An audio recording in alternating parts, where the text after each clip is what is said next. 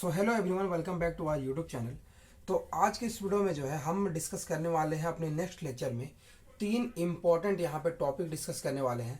इसमें आपका सबसे पहला है कर्ली एरो रूल एंड उसके बाद में आपका आता है homolytic and heterolytic bond cleavage. Then सबसे इम्पोर्टेंट आज का जो टॉपिक है वो है फॉर्मल चार्ज कैलकुलेशन। तो ये तीनों ही टॉपिक जो है हम डिस्कस करने वाले हैं, जिसमें ये दोनों टॉपिक जो है मैं आपको एक शॉर्ट में जो है एक ब्रीफ इन्फॉर्मेशन दूंगा, जिससे जो है आपको इस चीज़ के बारे में समझ आ जाए कि ये curly arrow rule and homolytic and heterolytic bond cleavage क्या होते हैं। तो एक एक करके जो है हम तीनों चीज़ को जो है यहाँ पे पढ़ने वाले हैं। तो सबसे पहले जो है हम बात करेंगे कर्ली एरो रूल, वो क्या कहता है। तो कर्ली एरो रूल की अगर हम बात करें तो सबसे पहला जो है आपने कभी भी जब भी मैकेनिज्म किया होगा तो आपने देखा होगा आप एरो को जो है कुछ इस तरीके से मूव कराते हो या फिर जो है एरो को कुछ इस तरीके से मूव कराते हो। इसमें जो है आपका एरो का दो पार्ट होता है, जिसमें से जो है one part is your head होता है एंड दूसरा पार्ट जो होता है आपका टेल होता है। तो यहाँ पे सबसे इंपॉर्टेंट है ये हेड और ये टेल जो है किस चीज़ को रिप्रेजेंट कर रहा है। तो एरो का जो है टेल वाला पार्ट होता है वो आपको बताता है कि इलेक्ट्रॉन जो है कहाँ से चलना स्टार्ट किए हैं ओके। और जो एरो का जो हेड वाला पार्ट है वो ये बताता है कि इलेक्ट्रॉन कहाँ पे एंड हो रहा है। अब देखो इससे आपको समझ आएगा कौन कहाँ पे एंड हो रहा है, कहाँ से चलना स्टार्ट किए हैं। इससे अगर आप यहाँ पे समझने की कोशिश करोगे तो आपने देखा होगा कि जब भी आप मैकेनिज्म करते हो आपका कुछ इस तरीके से एक डबल बॉन्ड प्रेजेंट होता है और इस एरो को जो है आपने कुछ इस तरीके से मूवमेंट कर दिया। जैसे आप यहाँ पे मूवमेंट करोगे तो एरो का जो हेड वाला पार्ट होगा, मैंने वहां बताया कि वहां पे इलेक्ट्रॉन जो है एंड हो रहा है, मतलब कहीं ना कहीं जो है आपका यहाँ पे इलेक्ट्रॉन आ रहा होगा और कहीं ना कहीं यहाँ से इस एरो का जो टेल वाला पार्ट है यहाँ पे इससे जो है इस कार्बन से इलेक्ट्रॉन जो है इस कार्बन पे जा रहा होगा। तो यहाँ पे जो है इस पे जो है आपका इलेक्ट्रॉन डेफिशिएंट हो जाता है, मतलब यहाँ पे पॉजिटिव चार्ज चलाएगा और यहाँ पे जो है आपका एक नेगेटिव चार्ज चलाता है।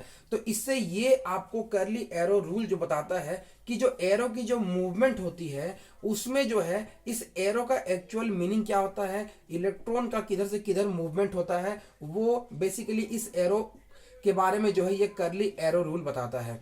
तो इसके बारे में हमने एक बेसिक आइडिया लिया। अब हम समझते हैं यहाँ पे homolytic and heterolytic bond cleavage. तो यहाँ पे homolytic and heterolytic bond cleavage की अगर हम बात करें तो सबसे पहला जो है यहाँ पे मैं बेसिकली एक तीन एग्जांपल लेता हूँ जिसमें आप यहाँ पे समझ पाओगे कि होमोलिटिक एंड हेट्रोलिटिक क्या होता है। जैसे आपको दिया हुआ है एक यहाँ पे ए बी दिया हुआ है, देन फिर से आपको यहाँ पे दिया हुआ है ए बी एंड फिर से यहाँ पे दिया हुआ है ए बी। अब हम क्या करते हैं, यहाँ पे तीनों ही केसेस में दो दो इलेक्ट्रॉन ए बी के बीच में जो है आपके प्रेजेंट है। अब हम क्या करते हैं, ए बी को जो है दोनों तरफ में जो है एक एक इलेक्ट्रॉन को जो है शेयर कर देते हैं। अब देखो चूंकि यहाँ पे दो इलेक्ट्रॉन था और यहाँ पे जो है हमने दो कर्ली एरो का जो है यहाँ पे यूज किया है, तो सिंपली यहाँ पे होगा क्या कि ए और यहाँ पे बी दोनों के पास में जो है एक एक आपके इलेक्ट्रॉन चले जाएंगे। तो यहाँ पे इस तरीके की जो क्लीवेज होती है इसे हम होमोलिटिक क्लीवेज कहते हैं। सिमिलरली अगर आपके पास में इस तरीके का ए बी बॉन्ड है, अब हम क्या करते हैं इस ए बी के इलेक्ट्रॉन को जो है बी कार्बन पे जो है बी पे जो है हम यहाँ पे पहुंचा देते हैं। तो अब देखो हमारा ए एंड बी हो गया और जस्ट अभी मैंने आपको बताया था बी पे जो है एरो का आपका हेड है। अब जैसे ही हेड हो जाएगा तो यहाँ पे नेगेटिव चला जाएगा और यहाँ पे ए पे टेल है तो यहाँ पे आपका पॉजिटिव चलाएगा। सिमिलरली जो है अगर हम इसे ए के साइड में ट्रांसफर कर दे इस इलेक्ट्रॉन को तो यहाँ पे क्या हो जाएगा, ए के साइड में हेड है तो यहाँ पे नेगेटिव आ जाएगा और बी पे जो है आपका पॉजिटिव चलाएगा। और इस तरीके की जो दो क्लीवेज होती है इसे हम हेट्रोलिटिक क्लीवेज कहते हैं। ठीक है, तो ये दोनों हमारा हुआ homolytic and heterolytic bond cleavage. तो बेसिकली इसी चीज के बारे में जो है हमें बेसिक आइडिया लेना था। इसमें देखो होमोलिटिक जब बॉन्ड क्लीवेज होता है कहीं पे भी जो है फ्री रेडिकल का जो है फॉर्मेशन होता है, और इन दोनों क्लीवेज से जो है आपका कार्बोकेटायन एंड कार्बोएनायन का जो है फॉर्मेशन होता है। ये सारे जो होते हैं बेसिकली आपके इंटरमीडिएट होते हैं और इन सारे मैकेनिज्म के थ्रू जो है आप यहाँ पे ये भी जो भी इंटरमीडिएट फॉर्म करते हैं वो आप फॉर्म कर सकते हो। एंड आगे आने वाले वीडियोस में जो है हम इन सभी इंटरमीडिएट्स के बारे में भी जो है अच्छे से समझेंगे। अब हम बात करने वाले हैं यहाँ पे अपना नेक्स्ट टॉपिक फॉर्मल चार्ज के बारे में, जो कि आज का सबसे इंपॉर्टेंट टॉपिक रहने वाला है। तो फॉर्मल चार्ज क्या होता है? तो बेसिकली फॉर्मल चार्ज जो है एक्चुअली किसी भी स्पीसीज के ऊपर में जो प्रेजेंट एक्चुअल जो चार्ज होता है उसे हम इस फॉर्मल चार्ज के थ्रू जो है कैलकुलेट करते हैं। जैसे आपने एग्जांपल के लिए देखोगे, जैसे HOH हो गया। अब यहाँ पे जो है आपको बताना है कि इस ऑक्सीजन के ऊपर में एक्चुअल चार्ज कितना प्रेजेंट है। तो आप यहाँ पे डायरेक्टली देख करके जो है यहाँ पे ऐसे तो सिंपली बोल दे रहे हो कि यहाँ पे तो ये कोई चार्ज नहीं है, न्यूट्रल है, लेकिन इसका प्रूफ क्या है कि ये एक्चुअल में न्यूट्रल है। तो यहाँ पे जो है हम फॉर्मल चार्ज के फॉर्मूला के थ्रू जो हम कैलकुलेट कर सकते हैं कि ये एक्चुअली यहाँ पे कोई चार्ज है भी या फिर नहीं है। तो सबसे पहले जो है हम फॉर्मल चार्ज के जो है फॉर्मूला से स्टार्ट करते हुए जो है आगे हम एग्जाम्पल्स के थ्रू कैलकुलेट करेंगे। और सबसे पहला एग्जाम्पल जो है हम ये वाटर का ही एग्जांपल लेंगे जिसमें ऑक्सीजन का जो है फॉर्मल चार्ज जो है कैलकुलेट करेंगे। तो सबसे पहला जो है हम फॉर्मल चार्ज का यहाँ पे सबसे पहला फॉर्मूला डिस्कस करते हैं। तो फॉर्मूला क्या होता है? फॉर्मल चार्ज FC मतलब formal charge is equal to V minus N minus B/2। अब देखो यहाँ पे क्या है, ये V minus N minus B/2 मैंने लिख दिया। इसका मतलब क्या है? तो सबसे पहले बता दो FC तो आपका यहाँ पे हो गया फॉर्मल चार्ज हो गया। V मतलब हो गया आपका यहाँ पे वैलेंस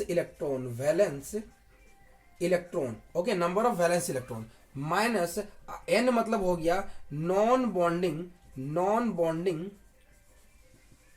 इलेक्ट्रॉन, ओके, और माइनस जो है आपका B हो गया total number of electron shared in bond by 2। तो ये आपका बेसिकली फॉर्मूला हो गया। अब इस फॉर्मूला के थ्रू जो हम कैलकुलेट करते हैं कि हमारा फॉर्मल चार्ज वाटर में क्या होगा। तो हमारा HOH हो गया।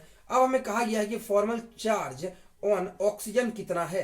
तो इसके लिए फॉर्मूला से हम लोग कैलकुलेट करेंगे। ऑक्सीजन के पास में जो है total number of valence electron कितने होते हैं? आपको पता है ऑक्सीजन का जो एटॉमिक नंबर 8 होता है और इसमें जो टोटल वैलेंस इलेक्ट्रॉन होते हैं 6 होते हैं। तो यहाँ पे वैलेंस इलेक्ट्रॉन 6 हो गया। अब यहाँ पे number of non bonding electron कितने हैं? मतलब वैसे इलेक्ट्रॉन जो बॉन्डिंग में पार्टिसिपेट नहीं किए हैं। तो यहाँ पे देखो 1 2 3 4 जो 4 इलेक्ट्रॉन है यहाँ पे बॉन्डिंग में पार्टिसिपेट जो है नहीं किए हैं। ओके, तो यहाँ पे -4 हमने लिख दिया। अब माइनस जो है total number of electron shared in a bond. तो यहाँ पे देखो कितने इलेक्ट्रॉन शेयर्ड है। तो यहाँ पे 2 हाइड्रोजन के साथ ऑक्सीजन ने बॉन्ड बनाया है, मतलब यहाँ पे 1 2 एंड 3 4 यहाँ पे टोटल 4 इलेक्ट्रॉन इन्होंने शेयर किया है और डिवाइड बाय आपका फॉर्मूला में 2 है। तो ये आपका हो जाएगा 6 - 4 - 2 इज इक्वल टू जो है आपका हो जाएगा 0। मतलब ऑक्सीजन के पास में जो है फॉर्मल चार्ज जो है वो आपका 0 है। ठीक है, ये आपने यहाँ पे कैलकुलेट कर लिया। अब सिमिलरली जो है हम यहाँ पे अपना नेक्स्ट एग्जांपल लेते हैं जो कि बहुत अच्छा एग्जांपल है। तो अब हम बात करने वाले हैं अपने नेक्स्ट एग्जांपल के बारे में और वो एग्जांपल हमारा है यहाँ पे OH-। ओके, तो यहाँ पे OH- में अगर आप देखोगे तो ऑक्सीजन पास में जो है यहाँ पे टोटल 6 यहाँ पे नॉन बॉन्डिंग इलेक्ट्रॉन हो जाते हैं क्योंकि OH- है। तो अब हमें पूछा हुआ है यहाँ पे कि फॉर्मल चार्ज क्या होगा। तो फॉर्मल चार्ज ऑन ऑक्सीजन की अगर आप बात करोगे तो टोटल वैलेंस इलेक्ट्रॉन ऑक्सीजन में कितने होते हैं? 6 होते हैं। ठीक है, और यहाँ पे जो है आप यहाँ पे नॉन बॉन्डिंग इलेक्ट्रॉन की बात करो तो ऑक्सीजन में 2 4 6 इलेक्ट्रॉन है। ओके, तो फिर से जो है यहाँ पे नॉन बॉन्डिंग इलेक्ट्रॉन आपके 6 हो गए। और यहाँ पे अगर आप नेक्स्ट बात करोगे वो क्या है कि total number of electron share between bond. तो ये OH बॉन्ड है, तो इन दोनों के बीच में जो है आपका 2 इलेक्ट्रॉन यहाँ पे प्रेजेंट है। तो ये आपका हो जाएगा 2 इलेक्ट्रॉन बाय डिवाइड बाय 2 हो गया। मतलब यहाँ पे 6 - 6 माइनस जो है 1 रह गया। मतलब यहाँ पे ऑक्सीजन पे जो है यहाँ पे फॉर्मल चार्ज यहाँ पे आपके -1 आने वाला है। और अब हम बात करते हैं अपने नेक्स्ट एग्जाम्पल के बारे में। वो हमारा एग्जाम्पल है CO2। ओके, तो अब देखो CO2 के बारे में अगर आप बात करोगे, हम यहाँ पे ऑक्सीजन और कार्बन दोनों के ऊपर में जो है फॉर्मल चार्ज कैलकुलेट करने वाले हैं। तो फॉर्मल चार्ज ऑन कार्बन के बारे में बात करते हैं and formal charge on oxygen के बारे में अगर हम बात करें, दोनों एक बार वीडियो पॉज करके आप यहाँ पे कैलकुलेट करने की कोशिश करना।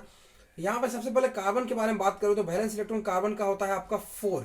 ओके, एंड उसके बाद में नॉन बॉन्डिंग इलेक्ट्रॉन यहाँ पे कार्बन के पास में कितने हैं?